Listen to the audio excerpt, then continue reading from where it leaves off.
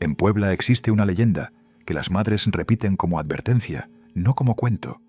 La llaman la Nahuala y dicen que nunca murió. Solo cambió de forma. Hay personas que entran a tu vida sonriendo, te abren puertas, te dan la mano y tú les crees.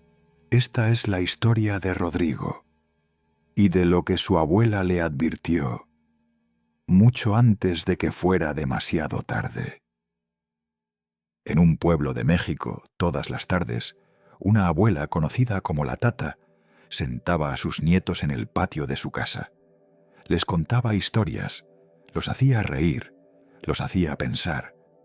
Pero había un nieto al que miraba diferente. Rodrigo, su favorito, el que vivía con ella, el que la escuchaba con los ojos abiertos, aunque ya conociera cada historia de memoria.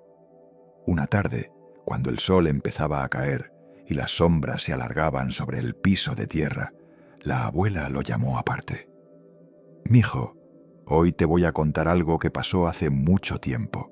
Escúchame bien, porque cuando seas grande lo vas a necesitar». Y así comenzó. Hace siglos, en el corazón de Puebla, existía una casona. No era una casa cualquiera.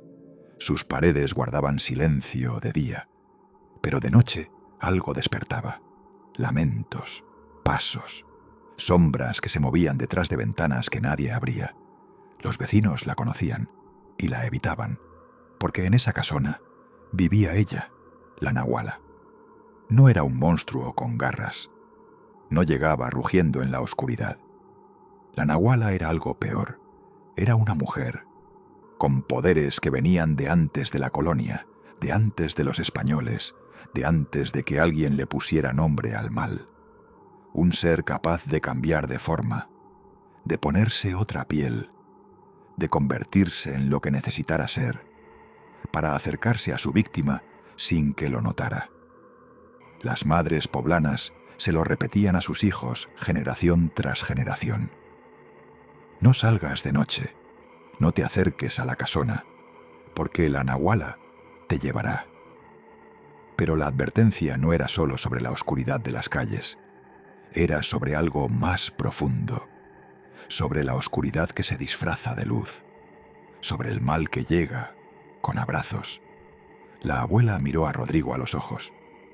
«Mijo, la Nahuala no murió, nunca muere, solo cambia de forma. Y cuando seas grande, la vas a encontrar, no en una casona, la vas a encontrar en las personas, en las que más te sonríen, en las que dicen ayudarte, pero en realidad te están vaciando por dentro.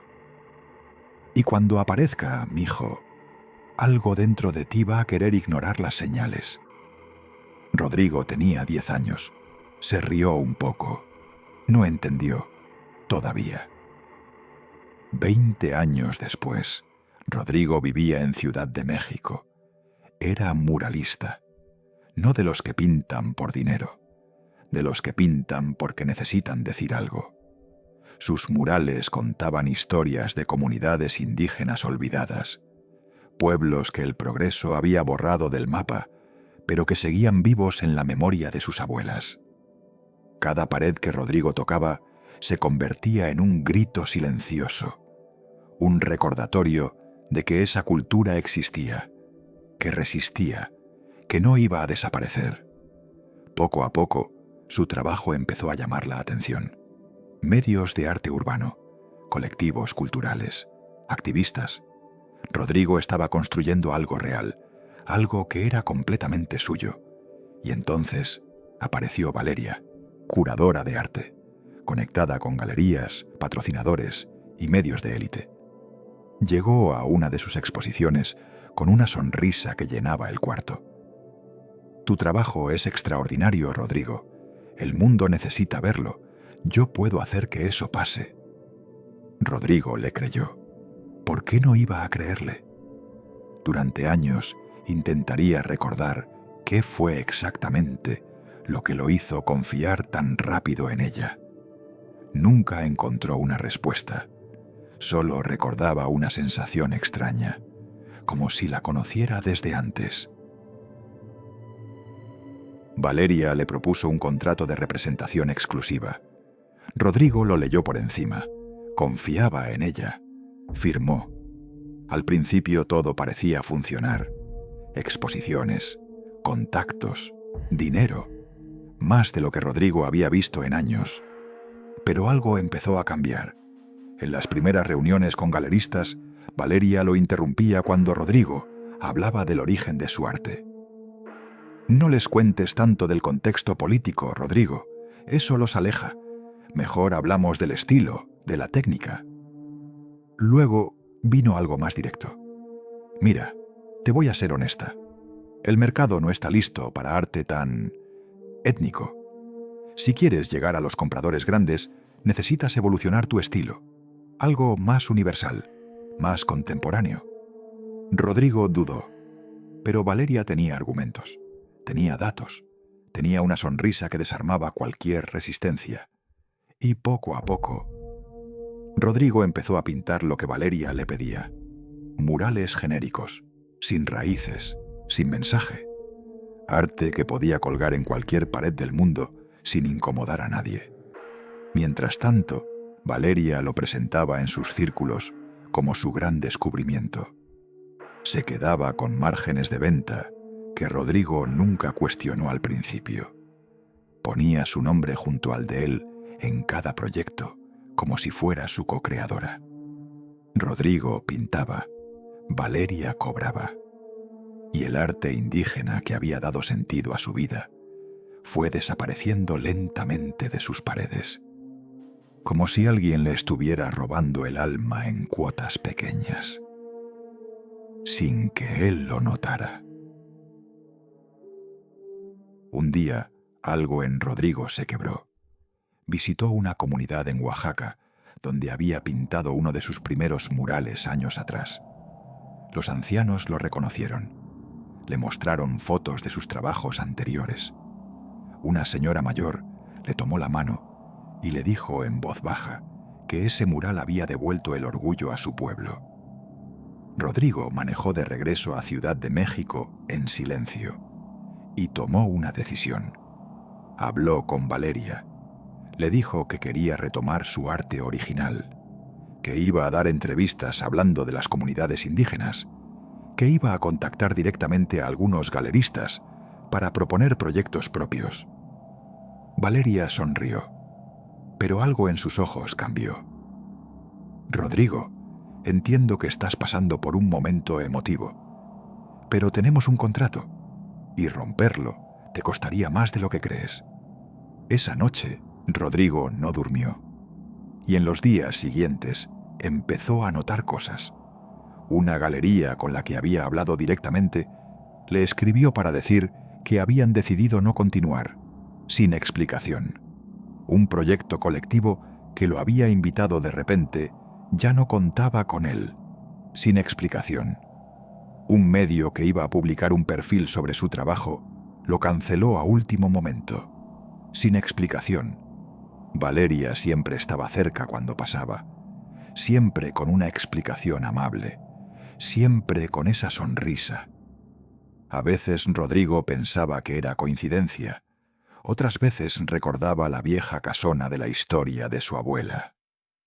Y se preguntaba si algunas personas también podían convertirse en lugares de los que era imposible escapar.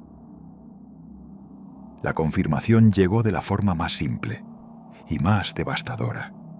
Un mensaje enviado al destinatario equivocado. Valeria quería escribirle a un contacto suyo, pero el mensaje llegó a Rodrigo. Lo leyó una vez, lo leyó 2 veces. No podía ser. En ese mensaje, Valeria le explicaba a ese contacto exactamente lo que estaba haciendo, que Rodrigo se había vuelto un problema, que su obsesión con lo indígena era un lastre comercial, que era talentoso pero demasiado ingenuo para entender cómo funcionaba el mundo real, y que había que mantenerlo controlado o simplemente invisible. Esas fueron las palabras exactas. Invisible. Fue entonces cuando recordó otro detalle de la historia de su abuela. La nahuala no destruía a sus víctimas de golpe, las borraba poco a poco, hasta que el resto del mundo dejaba de verlas. Rodrigo se quedó sentado frente a la pantalla sin moverse, y en ese silencio absoluto, la voz de su abuela volvió con una claridad que nunca antes había tenido. «Mijo, cuídate de quien más te sonríe. La nahuala no llega con garras, llega con abrazos, y cuando ya te tiene, te va vaciando por dentro, hasta que ya no queda nada de lo que eras». Por primera vez en 20 años, Rodrigo entendió todo. Rodrigo quedó destruido, no solo económicamente, por dentro. Había entregado años de su vida, su confianza y lo más valioso que tenía, su identidad, a alguien que nunca lo vio como un ser humano, solo como un recurso. Se retiró en silencio, dejó de pintar. Para sobrevivir consiguió un trabajo simple en una ferretería del barrio. Nadie sabía quién era, y él prefería que fuera así. Pasaron meses. Una tarde, 2 estudiantes de arte de la Universidad Nacional entraron a la ferretería a comprar materiales. Uno de ellos lo miró 2 veces. «Oye, ¿tú eres Rodrigo? ¿El de los murales de Oaxaca?» Rodrigo dudó antes de responder, pero algo en la forma en que ese chico lo miraba, con admiración genuina, sin agenda, lo hizo asentir. Los estudiantes lo invitaron a un café. Le dijeron que sus murales habían cambiado algo en ellos, que habían estudiado su trabajo, que lo citaban en sus tesis.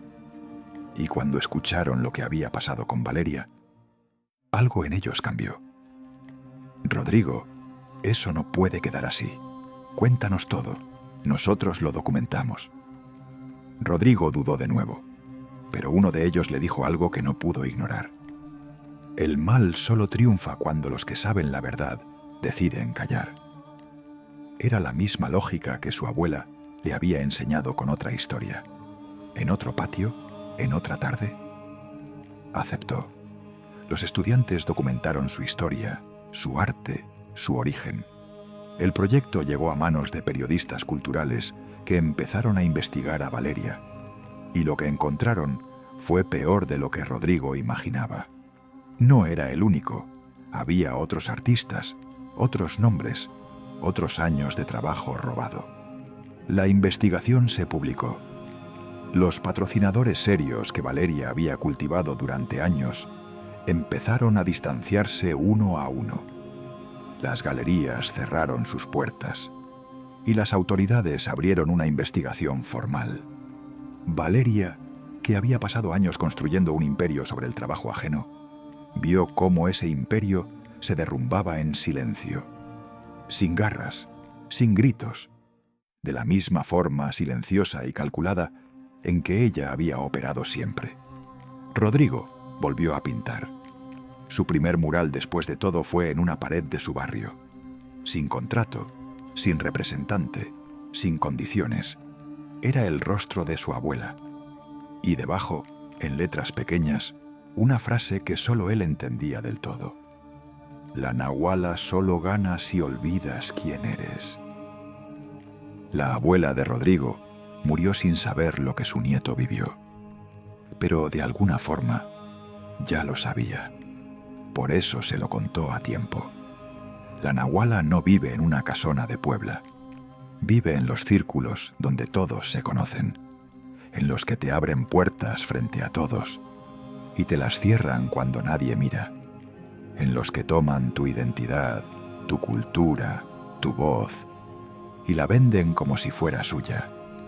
Dicen los que la conocen que la única forma de sobrevivir a la nahuala es no dejar que te convenza de que debes dejar de ser lo que eres, porque ese es su verdadero poder, no el miedo, el olvido, las historias que los pueblos intentan olvidar, siguen vivas. ¿Crees que Rodrigo pudo haber visto las señales a tiempo? o la nahuala siempre estuvo un paso adelante? Cuéntamelo en los comentarios.